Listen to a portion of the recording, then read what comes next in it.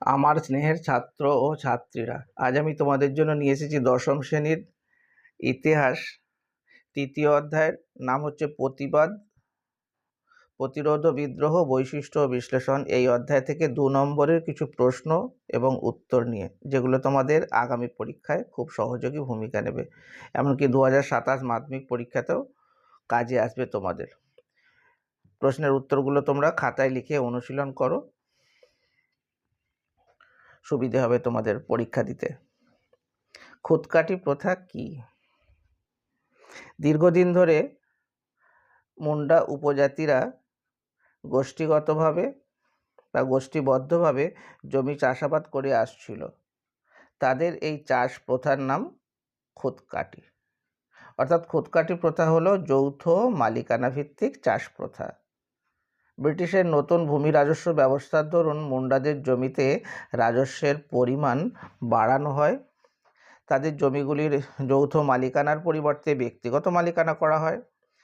আর চিরস্থায়ী বন্দোবস্তের ফলে মুন্ডাদের চিরাচরিত খুদকাঠি প্রথার অবসান হয়। পরের প্রশ্ন, বিরসা মুন্ডা কে ছিলেন? বিরসা মুন্ডা ছিলেন মুন্ডা বিদ্রোহের নেতা। তার লক্ষ্য ছিল স্বাধীন মুন্ডা রাজ্য প্রতিষ্ঠা করা। তিনি এই লক্ষ্যে মুন্ডাদের সংঘবদ্ধ করেন। মুন্ডাদের কাছে তিনি ধরতি আবা বা পৃথিবীর পিতা নামে পরিচিত ছিলেন। মুন্ডারা বিরসা মুন্ডাকে ভগবান রূপে পুজো করত। তোমাদের বলে রাখি, চ্যানেলে নতুন হয়ে থাকলে চ্যানেলটা অবশ্যই সাবস্ক্রাইব করে নিও। এই ধরনের আরও অনেক ভিডিও আমার চ্যানেলে তোমরা পেয়ে যাবে। মুন্ডা বিদ্রোহের প্রধান লক্ষ্য কী ছিল? এটা নমুনা প্রশ্নের প্রশ্ন, লেখো। 1 নম্বর, মুন্ডা বিদ্রোহের প্রধান লক্ষ্য ছিল স্বাধীন মুন্ডা রাজ প্রতিষ্ঠা। এই উদ্দেশ্যে মুন্ডা জনগণ ঔপনিবেশিক শাসন ও স্থানীয় প্রশাসনের অত্যাচারের বিরুদ্ধে সংগঠিত হয়েছিল। মুন্ডারা তাদের 2 নম্বর যে মুন্ডারা তাদের জমিতে যৌথ মালিকানা ফেরানোর লক্ষ্যে লড়াই করেছিল। পরের প্রশ্ন, কোথায় প্রথম নীল বিদ্রোহের সূচনা হয়? কারা প্রথম নীল বিদ্রোহের সূচনা করেন? 1859 খ্রিস্টাব্দের শেষ দিকে কৃষ্ণনগরের সন্নিকটে চৌগাছা গ্রামে প্রথম নীল বিদ্রোহের সূচনা হয়। এই গ্রামের বিষ্ণুচরণ বিশ্বাস ও দিগম্বর বিশ্বাস নামে 2 ভাই প্রথম নীল বিদ্রোহের নেতৃত্ব দিয়ে বিদ্রোহের সূচনা করেন।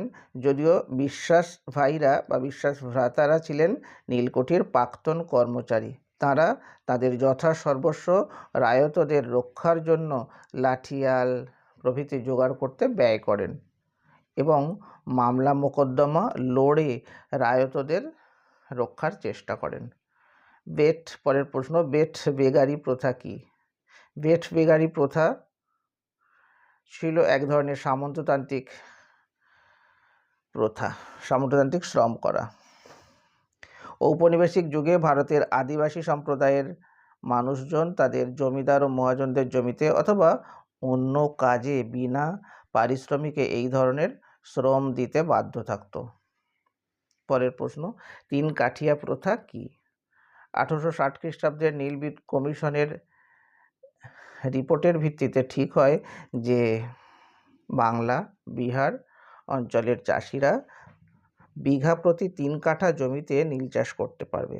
এই সিদ্ধান্ত কার্যকর হয়, আর এই আইন বা প্রথাকেই বলা হয় 3 কাঠিয়া প্রথা। পরের প্রশ্ন, বাংলার নানা সাহেব কাকে বলা হতো? বাংলার ওয়াট টাইলার নামে কারা পরিচিত? নীল বিদ্রোহে নেতৃত্বদানের জন্য নড়াইলের নড়াইলের জমিদার রামরতন রায়কে বাংলার নানা সাহেব বলা হতো। বাংলার ওয়াট টাইলার নামে পরিচিত ছিলেন নদিয়ার চৌগাছা গ্রামের নীলকুঠির প্রাক্তন কর্মচারী দিগম্বর বিশ্বাস ও বিষ্ণুচরণ বিশ্বাস। দিগম্বর বিশ্বাস ও বিষ্ণুচরণ বিশ্বাস রায়তদের রক্ষার জন্য লাঠিয়াল বাহিনীর বন্দোবস্ত করেন এবং তাদের হয়ে মামলা মোকদ্দমা লড়ার জন্য প্রচুর অর্থ ব্যয় করেন। পরের প্রশ্ন, পাইকান জমি কি? চুয়াডরা সাধারণত কৃষিকাজ ও পশু পাখি শিকারের পাশাপাশি বাঁকুড়া ও মেদিনীপুরের স্থানীয় জমিদারদের অধীনে পাইক বা সৈনিকের কাজ করত। এই কাজের পারিশ্রমিক হিসাবে তারা কিছু নিষ্কর জমি ভোগ করত। এই জমির নাম পাইকান জমি। বিরসা মুন্ডা কে ছিলেন? বিরসা মুন্ডা ছিলেন মুন্ডা বিদ্রোহের নেতা। তার লক্ষ্য ছিল স্বাধীন মুন্ডা রাজ্য প্রতিষ্ঠা। তিনি এই লক্ষ্যে মুন্ডাদের সংঘবদ্ধ করেন। মুন্ডাদের কাছে তিনি ধরতি আবা বা পৃথিবীর পিতা নামে পরিচিত ছিলেন। মুন্ডা বিদ্রোহের শেষে মুন্ডাদের মধ্যে একটি বিরসা সম্প্রদায় নামে একটি উপজাতি বা শাখা আত্মপ্রকাশ করে। মুন্ডারা বিরসা মুন্ডাকে ভগবান রূপে পুজো করতে থাকে। তিতুমির কে ছিলেন? তিতুমির ছিলেন বাংলার ওয়াহাবি আন্দোলনের বা বারাসাত বিদ্রোহের প্রধান নেতা। অসাধারণ সাংগঠনিক শক্তির অধিকারী তিতুমির সুদখোর, মহাজন, নীলকর ও জমিদারদের হাতে নির্যাতিত দরিদ্র মুসলমানদের নিয়ে এক বিরাট সংগঠন গড়ে তুলেছিলেন। নির্যাতিত বহু হিন্দুও তার সংগঠনে যোগ দিয়েছিল। 24 পরগনা, নদিয়া, যশোর, রাজশাহী, ঢাকা, মালদহ প্রভৃতি স্থানে তিনি জমিদার, মহাজন বা নীলকরদের বিরুদ্ধে আন্দোলন গড়ে তোলেন। শেষ পর্যন্ত 1831 খ্রিস্টাব্দের 19শে নভেম্বর ব্রিটিশ বাহিনীর বিরুদ্ধে তিনি যুদ্ধে নিহত হন। পরের প্রশ্ন, দক্ষিণ পশ্চিম সীমান্ত এজেন্সি কেন গড়ে তোলা হয়?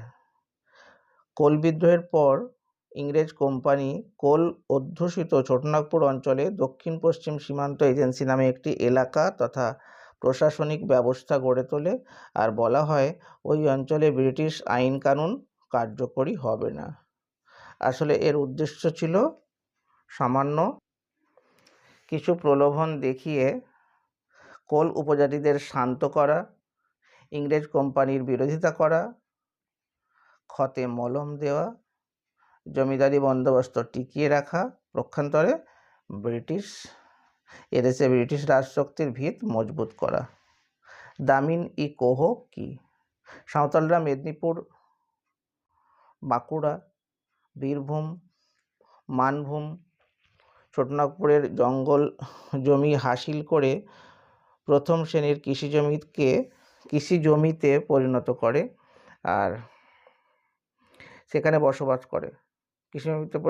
সেখানে বসবাস করে। ইংরেজ আমলে এইসব এলাকায় চিরস্থায়ী বন্দোবস্ত চালু হলে কোম্পানি তাদের ওপর অত্যাচার শুরু করে। তখন তারা রাজমহলের পার্বত্য অঞ্চলে ও মুর্শিদাবাদে এসে জঙ্গল কেটে নতুন কৃষিক্ষেত্র গড়ে তোলে, নতুনভাবে বসবাস শুরু করে। তারা এর নাম দেয় দামিন ই কোহ বা পাহাড়ের প্রান্তদেশ। পরের প্রশ্ন, কবে প্রথম ভারতীয় অরণ্য আইন পাশ হয়? এই আইনের দ্বারা কি কি পদক্ষেপ গ্রহণ করা হয়? 1865 খ্রিস্টাব্দে ঔপনিবেশিক সরকার কর্তৃক প্রথম ভারতীয় অরণ্য আইন পাশ হয়। প্রথম ভারতীয় অরণ্য আইন দ্বারা ক. জঙ্গল ও জঙ্গলের উপকণ্ঠে বসবাসকারী অধিবাসীদের ঘরবাড়ি তৈরির জন্য গাছ কাটা বন্ধ করা হয়। 2 নম্বর, বনভূমিতে গবাদি পশু চারণ নিষিদ্ধ হয়। বনভূমিতে পশু শিকার ও মৎস্য শিকার বন্ধ করা হয়। এমনকি বনবাসীদের ফলমূল সংগ্রহ, জ্বালানি কাঠ সংগ্রহ নিষিদ্ধ হয়। আর 5 নম্বর হচ্ছে, এই আইনের মাধ্যমে সরকার ঘোষণা করে যে অরণ্যে ঘেরা যে কোনো ভূমি হলো সরকারের সম্পত্তি। ভিডিওটা শেষ পর্যন্ত দেখার জন্য অবশ্যই ধন্যবাদ। ভালো লাগলে বন্ধুদের মাঝে শেয়ার করে দিও।